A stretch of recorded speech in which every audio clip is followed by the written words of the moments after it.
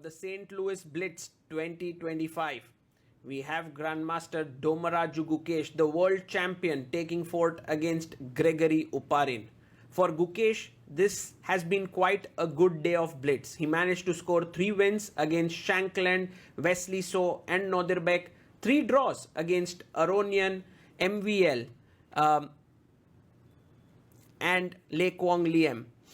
If he manages to finish the day with a win against Oparin, it would be 5.5 out of 9, and that would help him finish in the middle of the table. The players shake hands and off we go. E4, E5, knight to F3, we have knight to C6, and Oparin plays the 4 knights here with knight C3 and plays H3. Gukesh brings his bishop out to B4, bishop D3, and this has already been played against Fabiano Caruana. Castles, he takes the knight, and Fabi had taken with the D pawn, but Oparin takes it with the B pawn. The question is, will Gukesh go for D5? He goes rook E8 because D5 was also a possible idea. Rook E1 played. And now 2 ways to continue. You can go D6 or D5. Also H6 is a useful move. He pushes D5. Oparin takes. Now E4 will be met with the knight hanging. So queen takes. And now really threatening this move E4. We have pawn to C4 attacking the queen. Queen goes back to D6. And maybe bishop B2 can be played. Now how does bishop B2 work? Because after E4 you have bishop takes F6. And somehow white is doing very well. So Oparin thinking and taking his time whether he should go bishop B2 or not. The other options in this position include knight to G5.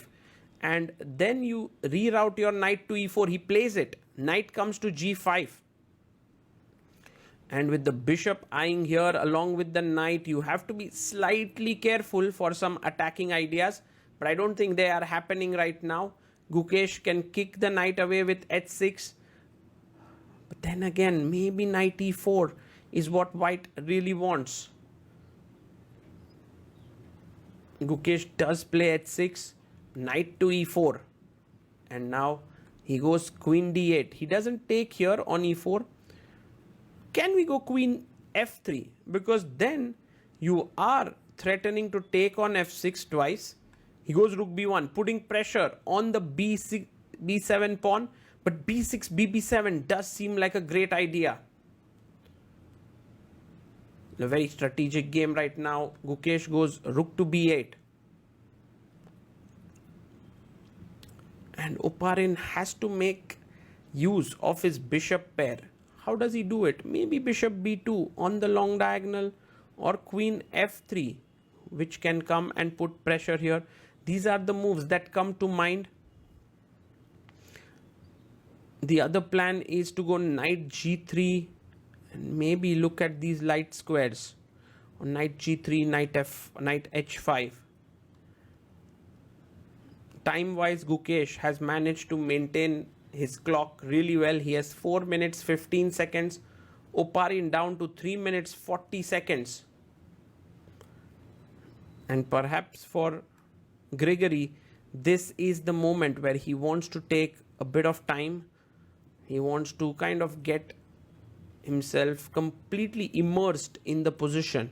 I was wondering if, let's say, queen F3 takes queen E4. Is this risky? Because you have F5 to stop it, but then a check. And if queen D5, CD5 already attacks the knight, putting pressure here.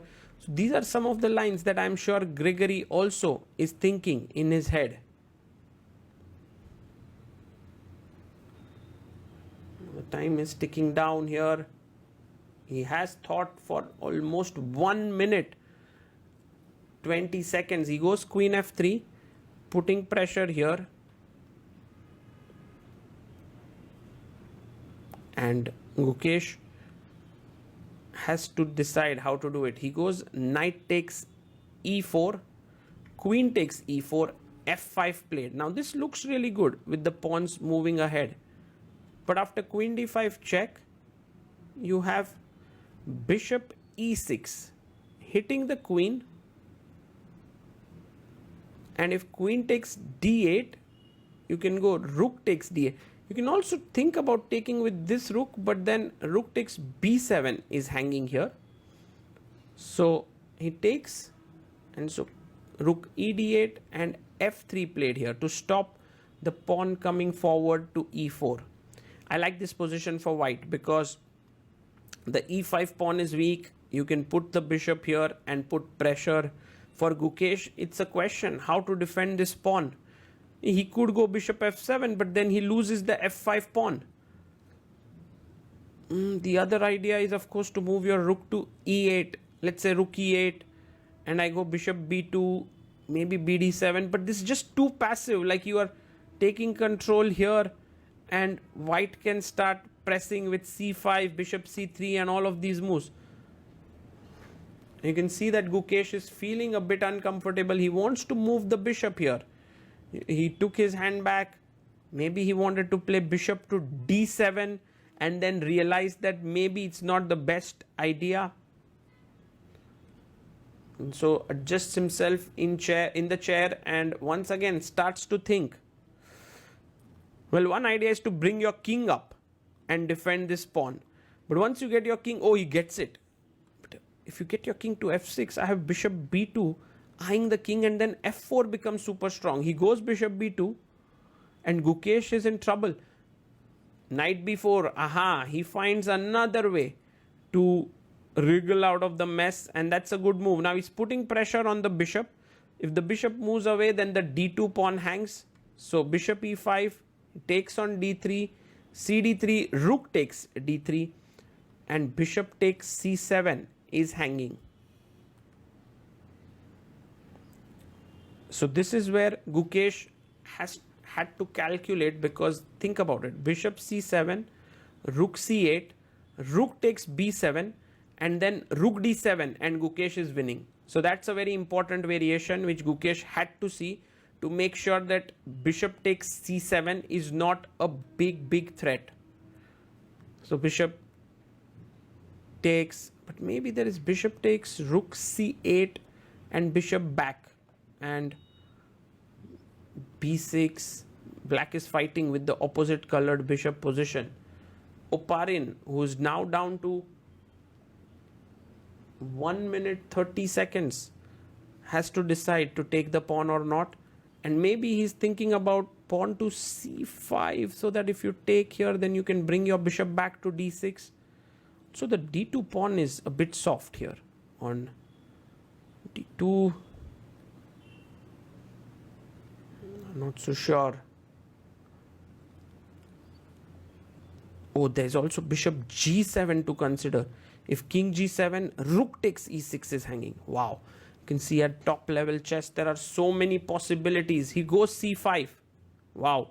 So c5 attacks c7, but it does open up the a2 pawn to be attacked.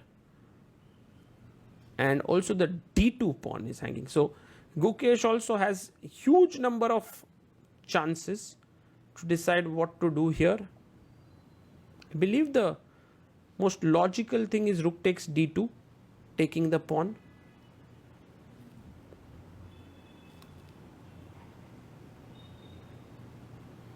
And Gukesh adjusts himself in the chair, thinking hard here. What all are the possibilities that he can play for?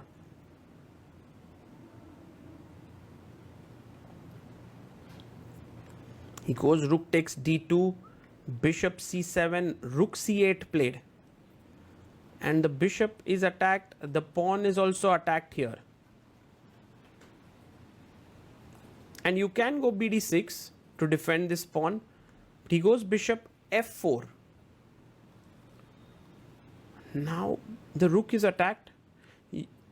Take on a2 or go back. Yes, he finds the right move. Rook d7. Bishop e3, defending the pawn. 2 pawns for each side on the queen side. 3 pawns on the king side. It's all equal, opposite colored bishop. So it's a very drawn position, but Gukesh has 1 extra minute on the clock. He chops off the pawn, rook a1. Bishop comes back to c4. A very interesting move here by Gukesh, because after rook takes a7, he wants to go bishop a6. And this kind of blocks the rook deep within the enemy camp. The question is, who's going to come and attack this rook? If no one is going to attack that rook, bishop f2, then maybe the king can come like this way. And somehow the king is cut off right now, so that cannot happen. Also, you have to constantly be aware of c6 break. He goes rook to e7, just so that he can make his way to the queen side.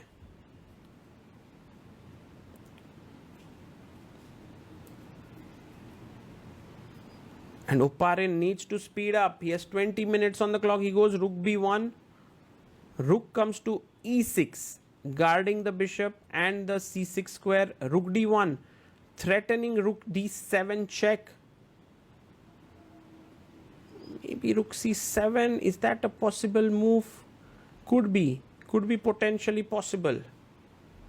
He goes king to e7, h4, trying to clamp down the king side. g5 played, not letting him clamp it down. Rook to d5, attacking the f5 pawn. While Gukesh does want to get here, the rook has cut his king off, so there is no way to reach there so easily. He plays his king up to f6. Rook d7, attacking b7, finally getting the 7th rank. Also have to be careful of h5 and rook h7. Only 14 seconds for Oparin, 1 minute 3 seconds for Gukesh. g4 takes a bit too ambitious, I must say, with bishop d4 check coming in. He goes king h2.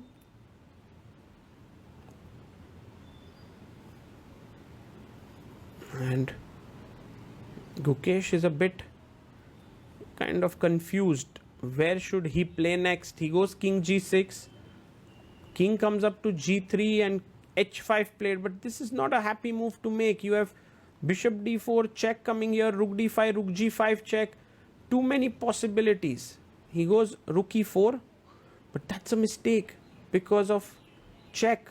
And now if you go back, you lose this. King f7. Oh, he goes c6. What a nice move.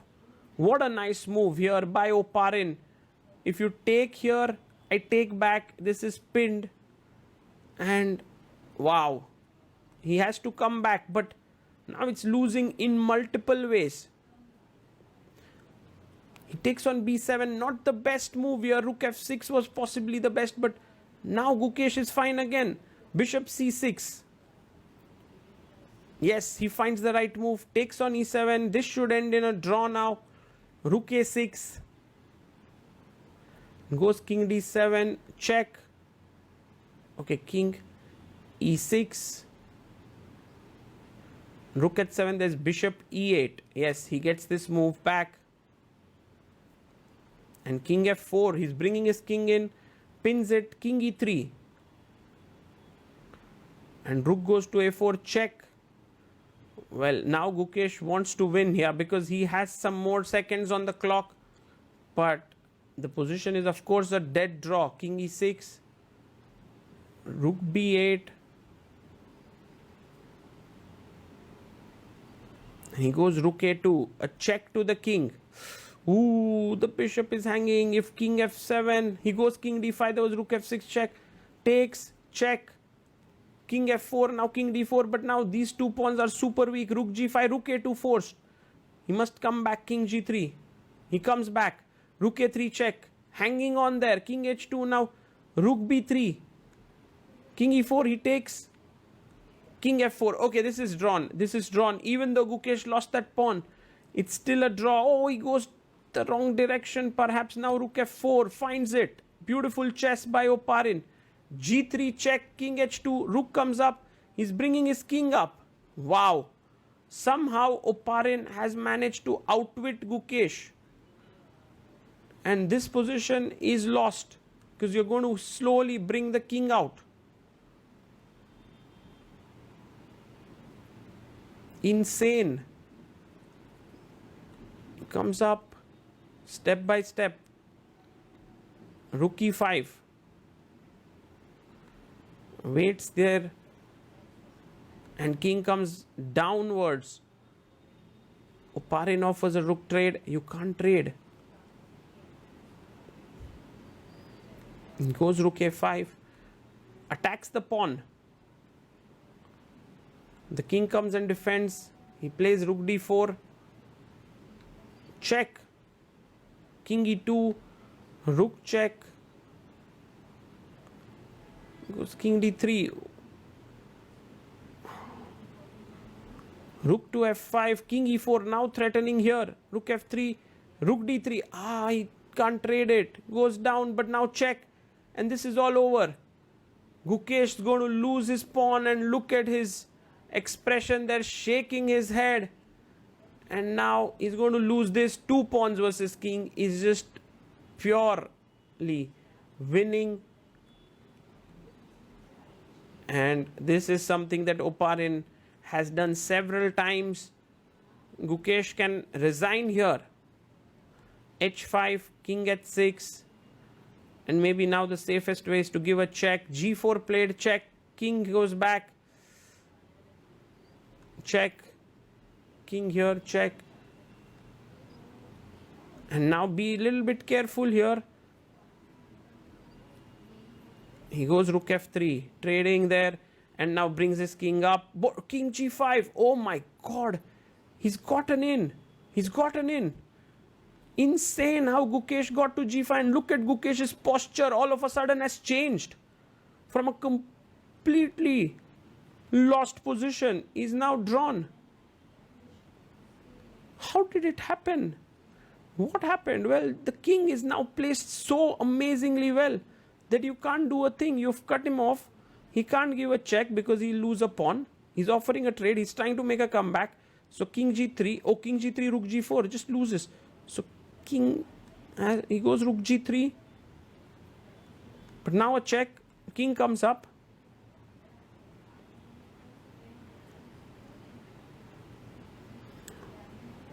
Check, king g2, rook a1 played, king h2, rook b1, and main thing is that if you go king h3, there is rook h1 check, so rook g1, he doesn't trade, he doesn't let him trade.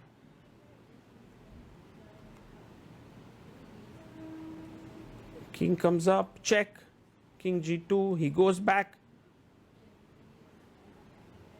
And Oparin, no matter how hard he tries, there's just no way he can stop this game from being a draw. King h3, and Gukesh agrees to a draw. Smile on Oparin's face, relief on Gukesh's face. Somehow he managed to hold a draw. The tournament is over, and maybe this game was so unbelievably intense. But the way in which Gukesh once again escaped just shows that it's not a coincidence that this keeps happening to him time and again. So in this position, Gukesh went wrong with rook e4. And this was a very big error, because after check, he had to go back to the 2nd rank or the 7th rank, and this was hanging. So here white could have won in multiple ways. One of them was rook a6, rook d4, and rook b7 with a winning position here, but instead he went c6, which was also very strong. And here the fastest way to win was rook h6. You cannot take on c6 yet. a6 is hanging, h5 is hanging. The threat is also to take on, to give a check and win this, but instead he went c takes b7 and gave Gukesh some chances. The next critical moment came at this point when Gukesh was a pawn down. He had to go king e4 or king e5, and the game is still equal. When you went king g6 after rook f4, king h5, g3, this setup is a lost one for black, because although it seems like the king cannot really come up, the rook can keep blocking, and you see how slowly Oparin managed to actually activate the king. And it was very nice because you have to constantly stop rook d5, rook g5. So this was very cool in the way in which he brought his king up step by step, and now finally managed to capture the pawn here. The last critical moment was here, when in this position white to play had to go check, and after king g5, rook g6 check, king f4, and this is just completely winning because h6 and the pawns are rolling. Or alternatively, if you go king back, then just even rook g6 and then slowly bring your king up. It's completely winning here. However, he made one small inaccuracy here, which was king g3, and after king g5, this is a theoretical draw. There's no way to get the king out from here, and white cannot make progress, as was seen in the game. Gukesh just maintained his rook here, and if you try to go from here and give a check, then I would give a check first and win the g4 pawn, which is then a theoretical draw. An excellent escape by Gukesh.